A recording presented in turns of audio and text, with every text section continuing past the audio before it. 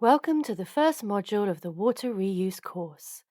This chapter is entitled Water Management Issues. In this section, we will present a global view of water around the world. The objective is to understand the state of water resources and how water management challenges differ around the world. Finally, we will see how water reuse can be used to address water management issues. The first chapter of this presentation deals with water uses. So what kinds of water do we use, and who is using it? We may think that because our blue planet is full of water, we have no problem getting water. But the reality is that we can't use all the water on our planet. In fact, the conventional water we use comes from fresh water, which is only 2.5% of the total amount of water on Earth, which is not much. Of this fresh water, nearly 70% cannot be used because it is found in glaciers and ice caps. Part of the water we consume comes from groundwater, which tends to decrease over time because of overexploitation. The other part of our water consumption comes from surface water. Lakes and rivers represent 21% of this surface water.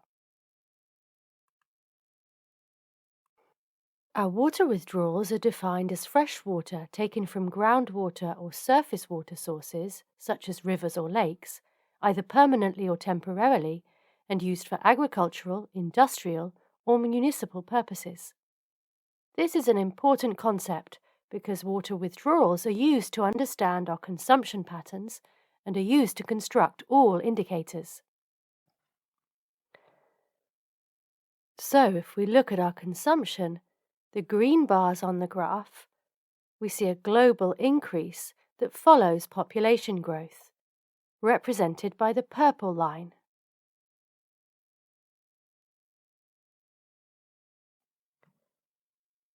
From human uses, we find that the majority of water withdrawals on Earth are for agriculture.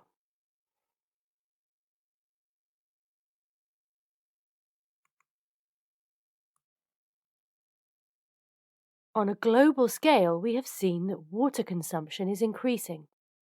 At the country level, the volume of water withdrawals per capita is very different from country to country.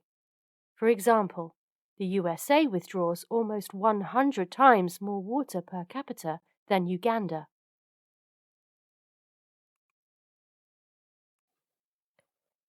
The availability of water varies greatly from country to country. We will see how we can define water availability thanks to indicators. The water stress indicator used to construct this graph was developed by the Food and Agriculture Organization of the United Nations. This indicator is defined as the total volume of freshwater withdrawals for all economic activities compared to the total volume of renewable freshwater resources.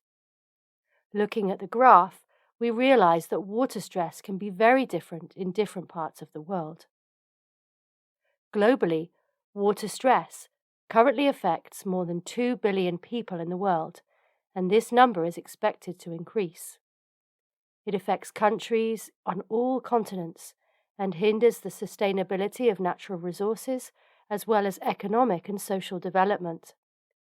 An analysis of water stress trends over 20 years, from 1996 to 2016, shows that it has increased for most countries in the world.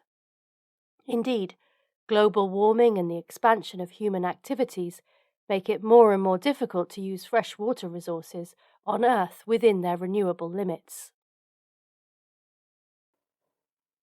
Water stress occurs when the demand for water exceeds the available amount during a certain period, or when poor quality restricts its use. Water stress causes deterioration of freshwater resources in terms of quantity, aquifer overexploitation, dry rivers, etc., and quality, eutrophication, organic matter pollution, saline intrusion, etc. Another way to understand the level of challenge a country faces in water management is to look at the level of internal renewable freshwater resources per capita. To maintain sustainable levels of water resources, water withdrawal rates must be lower than freshwater replenishment rates. Internal renewable flows are therefore an important indicator of water security. If freshwater withdrawals exceed renewable flows, resources begin to decline. If renewable resources decrease, renewable freshwater per capita will also decrease. Similarly, if total renewable sources remain constant, per capita levels may decrease if a country's population increases. As we can see from the graph, renewable resources per capita are decreasing in many countries. According to the United Nations, the per capita availability of fresh water in the global water cycle is decreasing with population growth, coupled with the associated agricultural, industrial, and energy requirements, while the continents are becoming drier in many places due to climate change impacts. This indicator is expressed in cubic meters. To avoid water stress, a country must be above 1,700 cubic meters. Between 1,700 and 500 cubic meters, the country begins to feel water stress, which will have an impact on the economy.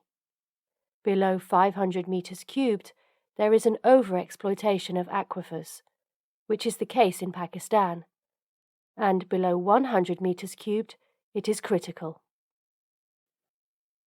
The Water Scarcity Index is another way to look at access to water resources. It is defined as the ratio of water demand to water availability, similar to the previous measures, but it also takes into account environmental flow requirements. It is estimated that 4 billion people live under conditions of severe water scarcity for at least 1 month per year. The distribution of this population can be seen on the map. Indicators are interesting for understanding the level of pressure faced by a population or a territory.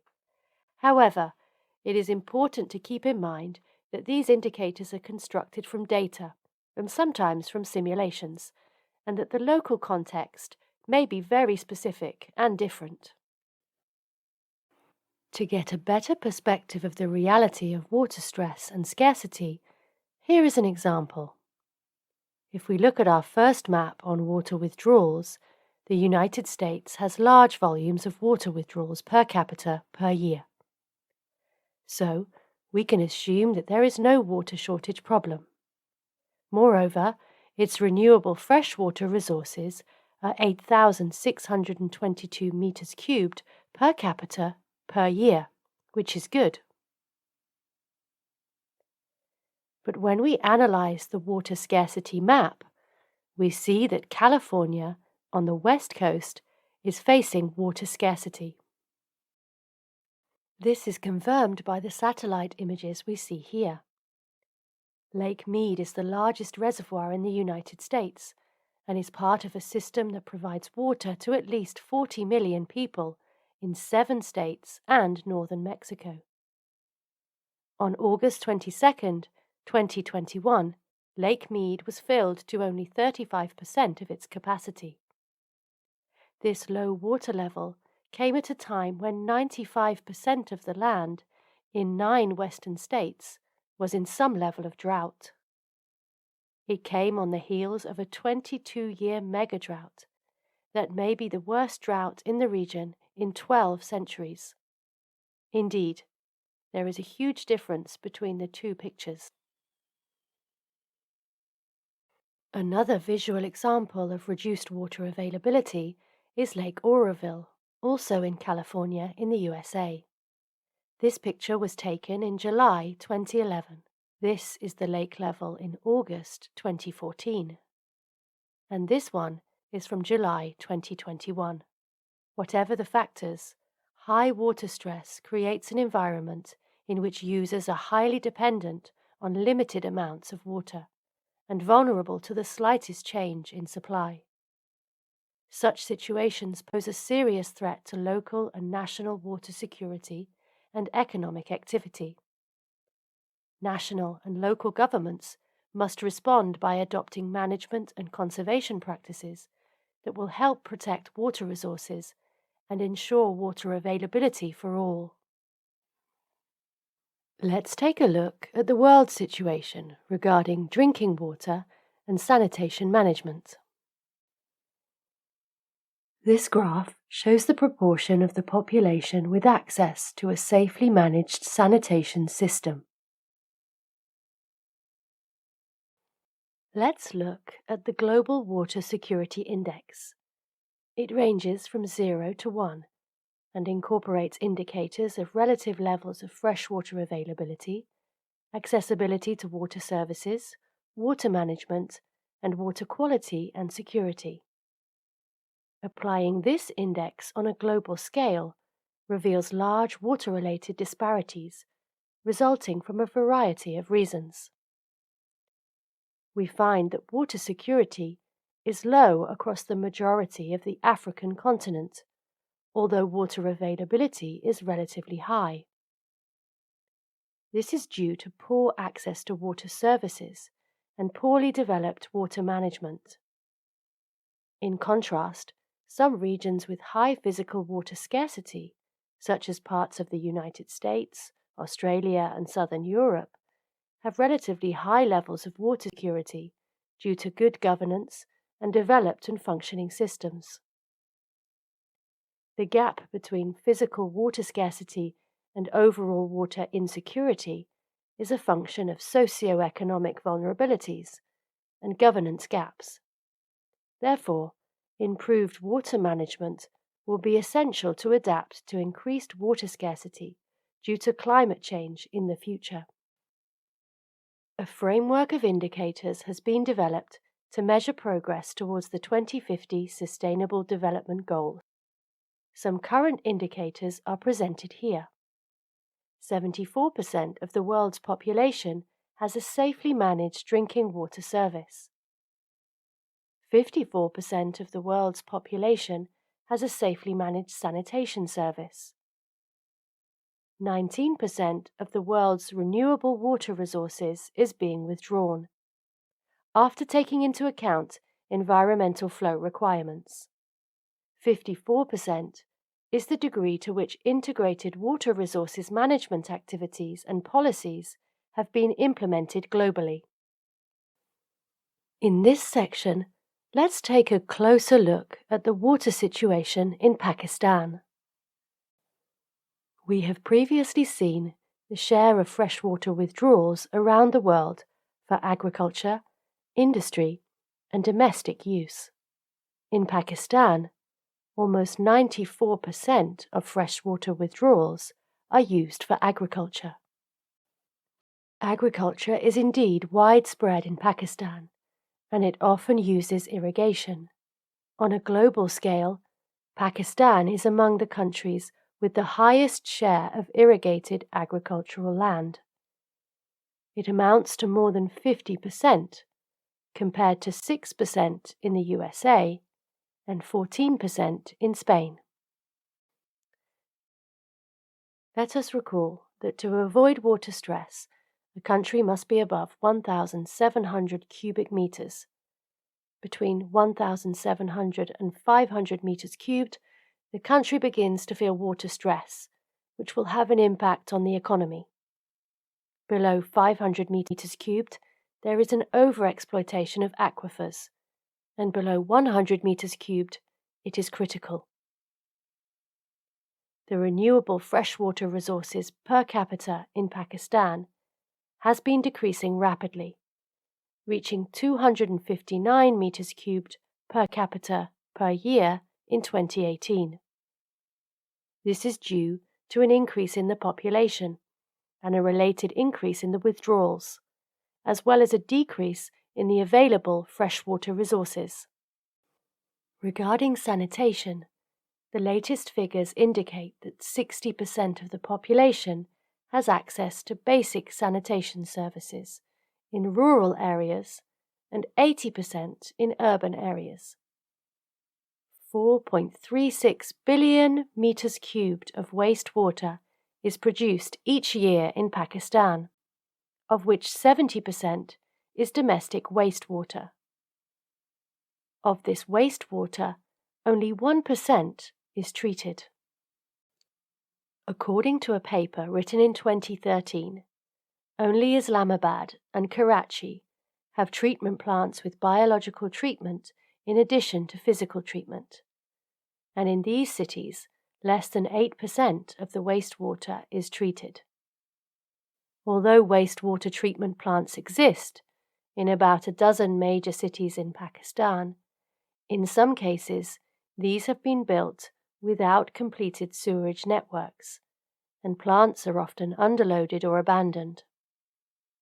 In Karachi, a city that accommodates 70% of Pakistan's industry, approximately 70% of wastewater reaches the Arabian Sea without any form of treatment. Although there is little wastewater treatment in Pakistan, water reuse is common. This implies major risks related to health and the environment that must be known and controlled. The implementation of new wastewater treatment systems in Pakistan should allow the development of water reuse practices while better controlling health and environmental risks. Several responses exist in the face of water stress. Water reuse is one of them.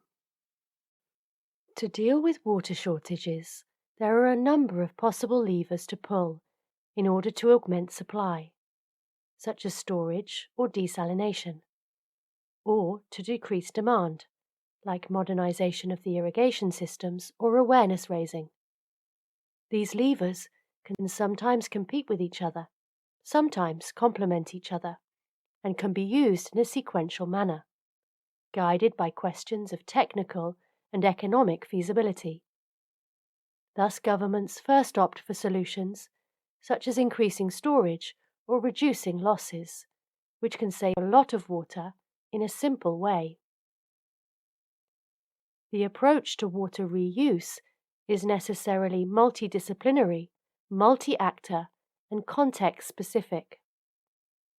This complexity leads stakeholders to postpone these projects and to prefer other more conventional options to solve the problems of matching supply and demand, even though water reuse can bring many benefits.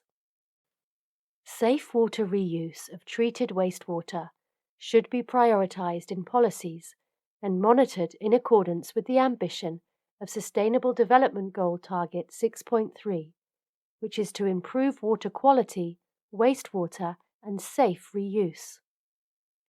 We can also say that safe wastewater management and reuse can mitigate climate change impacts, since sanitation and wastewater systems contribute to greenhouse gas emissions, both directly through the breakdown of excreta discharged into the environment or during treatment processes, and indirectly through the energy required for treatment steps.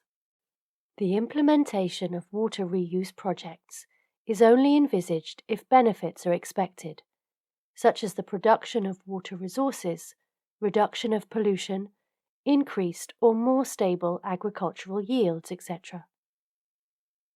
Perceived or potential risks, for example, public acceptability, soil salination, profitability, human or environmental contamination, can slow down or prevent the implementation of a project if they are not properly managed. Module 4 will be devoted to the risk and benefit analysis of water reuse projects. Water reuse is one of the available solutions to meet the challenges of water management. Nevertheless, we will see that it is underutilized. Let's look at the proportion of reused water compared to wastewater. Extrapolating the data provided by some countries, we can estimate that the amount of wastewater in the world is about 600,000 million cubic meters per year. 1/3 of this water is treated, of which 30% is located near the coastline and therefore potentially discharged into the sea. Among treated wastewater, The FAO estimates that only 2% is reused. Why is so little water reclaimed?